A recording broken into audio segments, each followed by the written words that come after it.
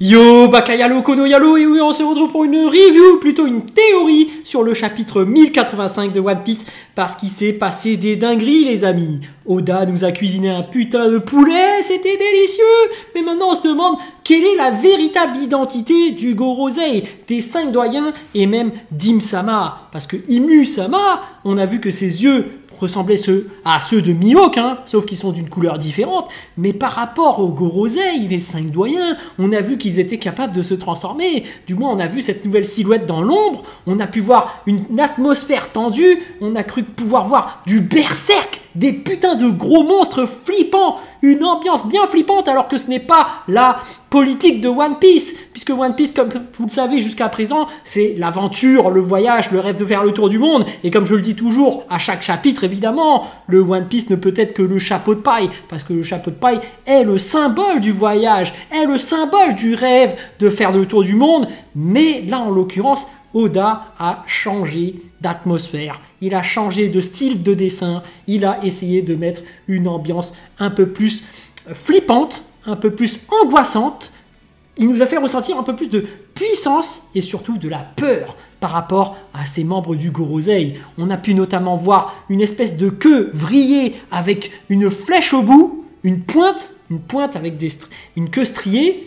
Donc c'est à partir de cette queue qu'il a pu transpercer Cobra et même Sabo, qui pourtant est très puissant, Sabo. Bon, il avait effectivement Cobra sous le dos, donc on peut dire qu'il ne s'était pas vraiment battu à fond, voilà, il était en état de faiblesse, il tournait le dos, donc forcément il prend beaucoup plus cher, mais il n'empêche que tu vois la cruauté du Gorosei et la puissance, c'est ce qu'a voulu nous faire retranscrire Oda, et donc par rapport à cette transformation, on va pouvoir faire des hypothèses, une théorie par rapport à ce que c'est vraiment ces espèces d'ombres. Donc moi je le dis clairement, ce sont des Zoan divins. Ce ne sont pas des Zoan mythiques, ce ne sont pas des Zoan mythologiques, ce ne sont pas des Zoan antiques ou je ne sais quoi. Ce sont des Zoan divins. Je pense que là on va toucher à la divinité.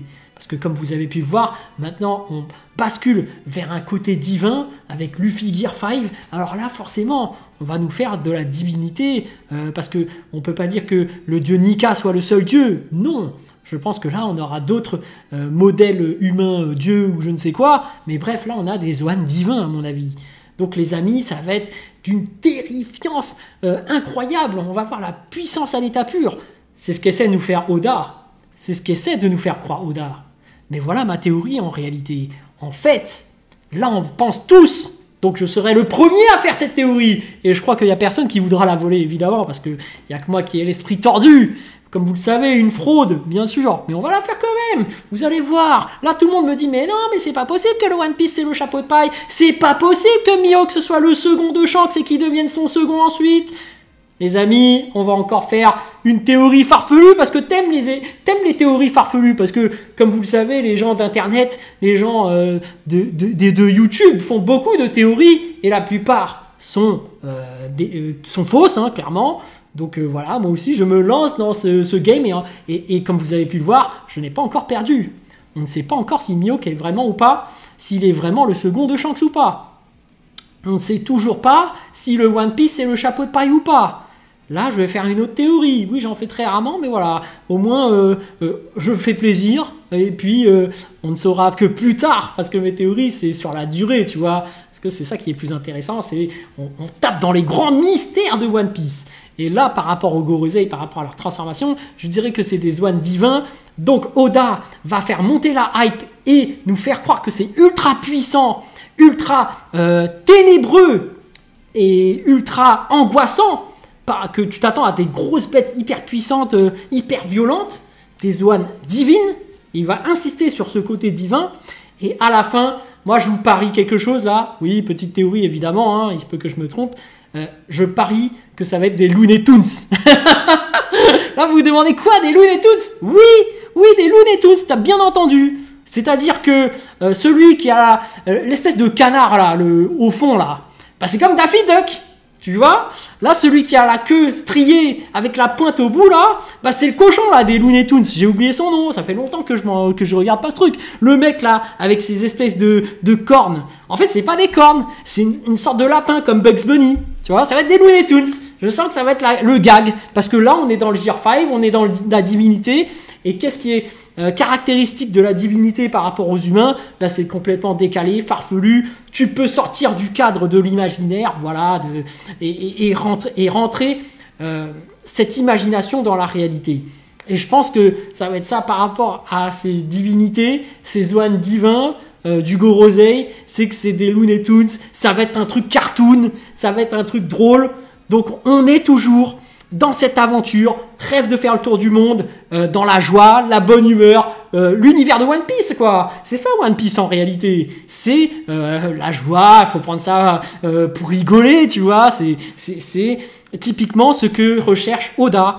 Et Oda cherche avant tout à nous surprendre aussi. Parce que c'est ça aussi ce qu'il a fait jusqu'à présent. Hein. Quand tu vois King avec son masque, tu vois pas ce que c'est. T'as plein de théoriciens sur Internet qui ont fait « Ah, c'est sûrement comme Bugs Bunny, il a des dents de lapin et tout ça. Hein, » Le chef Otaku qui s'est complètement trompé.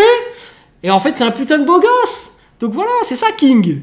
T'as plein de trucs comme ça aussi. Le Gear 5, tu t'attendais à un truc de ouf. Bah, c'est un truc cartoonesque. Bah bien sûr. Mais ça, c'est du Oda tout craché. Il te prend toujours à contre-pied. Tu t'attends à un truc et hop, c'est l'inverse. Mais moi je dis ça. Là, tu t'attends à ce qu'il y ait des gros monstres hyper puissants, hyper divins, hyper violents et tout. Looney Tunes, ça va être des cartoons.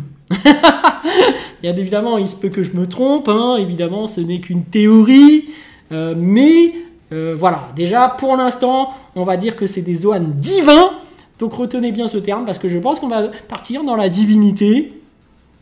Et puis bien plus tard, on verra si je valide mes théories ou pas. On est là pour s'amuser, évidemment. Et comme vous le savez, il y aura un live très bientôt, donc demain à 21h30, avec la team HBO+, donc avec Labo DK2 et Baby Lex, et bon, j'ai oublié les autres noms, bref. Ça va être cool, on va pouvoir en discuter. Je pense que je n'oserais même pas sortir ma théorie tellement elle est farfelue parce qu'ils vont tous s'énerver et dire « Non, c'est pas possible, Oda il est pas comme ça !» pour King, oui, c'était exceptionnel le fait qu'il puisse s'étirer comme ça, tu vois, des trucs farfelus, tu vois. Oda, non, mais Oda, il a jamais été drôle. En fait, c'est pas drôle quand Zoro il se perd. En fait, c'est pas drôle quand Sanji il drague des filles. En fait, c'est pas drôle quand Luffy pense qu'à bouffer. Tu vois, c'est les running gags, c'est Oda, c'est du manga en fait. Ça a toujours été ça, hein, One Piece. Ça s'est toujours inspiré de Dragon Ball, disons les termes. Hein. C'est comme quand tu t'attends un puissant Yonko extrêmement puissant, tu t'attends que ce soit Mihawk, et bah boum, c'est Baggy. Donc là, tu t'attends à ce que le roi des pirates, ce soit Luffy, boum, ça va être Baggy. C'est du Oda, oui, nouvelle théorie, Baggy, roi des pirates, oui. Là, tu dois te dire, mais ce mec-là, c'est un cinglé. Il pense tout de travers. Ben voilà, c'est moi. C'est moi. Mihawk, second de Shanks. Le One Piece n'est que le chapeau de paille. Puis voilà, c'est tout. On verra bien qui a raison ou pas. De toute façon, on est là pour rigoler, non? Allez, sur ce, je vous dis donc à plus dans le bus, ou plutôt à plus tard dans le car, ou plutôt à bientôt dans le bateau.